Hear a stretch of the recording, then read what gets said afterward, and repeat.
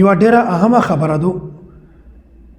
الله تعالی د یو انسان مغفرت په معمولی خبره باندې کو یو انسان وزون ته ډیر څه وایي چې زه خو ډیر غاټه عالم یم ډیر غاټ سخی یم ډیر غاټ نیک اعمال مې کړی دي اسمون ته رسېدلی یم نو کله کله سړی مغفرت سبب آشای نه جوړیږي بلکې د انسان د مغفرت سبب یو بل وړي کوي عمل دی چې د انسان توجه فکر یک طرف ته بالکل نه وي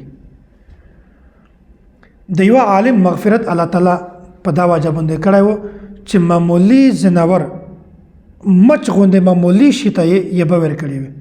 د یو تنده یې ورکړه کړې وه الله تعالی د مغفرت کړی و پیغمبر علیه الصلاة والسلام حدیث مفهوم دی حدیث ته سنن ترمذی کې دی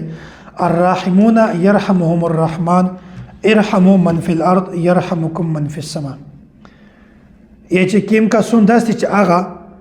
په بل چا باندې رحم کو الله په دې باندې رحم کو ارحموا من في الارض يرحمكم من في السماء د ځکه په ول باندې تاسو رحم کوي په تاسو باندې الله تعالی رحم کو نو مفتی محمد تقی عثماني دامت برکاتهم دا یو واقعا نقل کوي یا چې مو د خپل استاد ډاکټر عبدالحی عارفی رحمت الله علیه دغه دا واقعا بار بار اوریدلې ده دوی چې یو عالم و مفسر و فقيه و او مدرس و ټول ژوندۍ درس تدریس کړو او د غرنګ نیک اعمال کړی وي تصنیفات کړی وي د علم دریوبینه سمندرینه دی بیا ولي وي علم یې ډېر زیات خلته ور کړو دنه ډېر زیات علم پیدا شوی و بیا حضرت فرمایي چې کله د انتقال وشو دغه دنیا نه لور شو بیا دای په خوب باندې چاول په خوب کې ویني پښتنه ځنه کوي چې الله تعالی د تو سره څه معامله وکړه دا ورته و چې الله تعالی فضل دی الله تعالی موږ باندې کرم احسان وکړه خدا معامله یو عجیبه غونډه و دا ورته څنګه و چې د میش سوچ خدا و چې میش ټوله زندگی د دین خدمت کړی دی درس تدریسم کړی دی واعظ نصیحتم کړی دی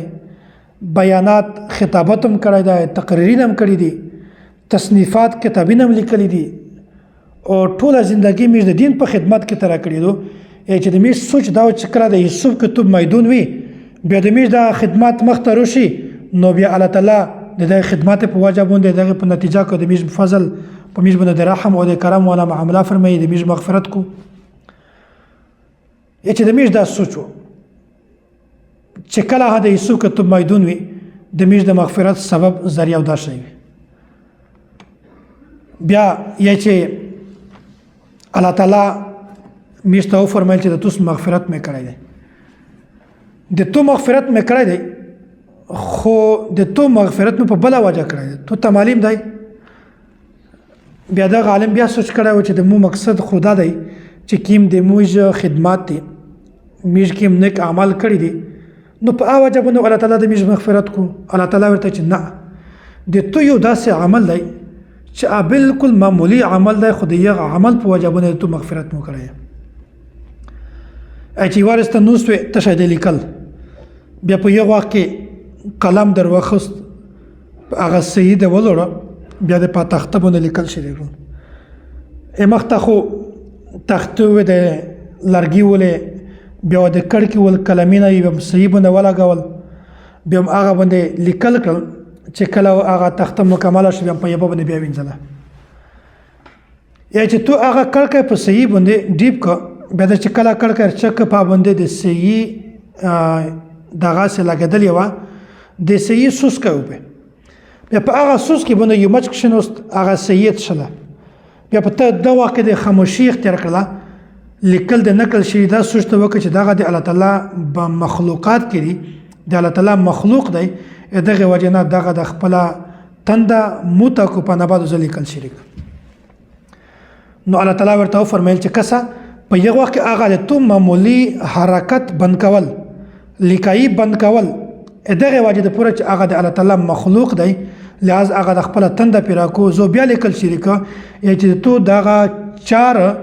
دا کې اخلاص زیات و په دا کې د الله تعالی او د الله تعالی د مخلوقات محبت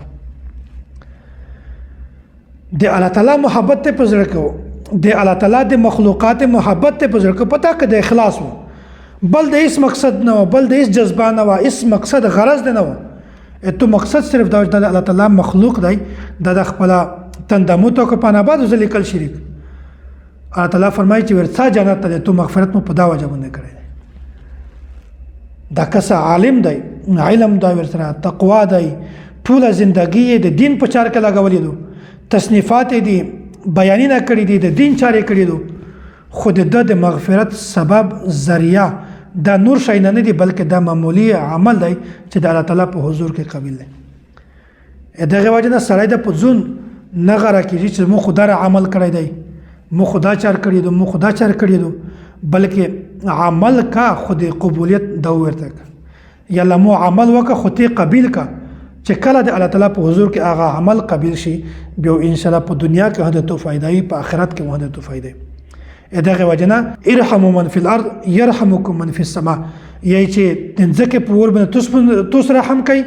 په توس باندې الله تعالی رحم کو نو الله تعالی د مشټول داسې اعمال نصیب کو چې دغه د وجنه د انسانونه د حیوانات د الله تعالی د مخلوقات فائدہ وي الله تعالی د مشټول ته د نیک اعمال توفیق نصیب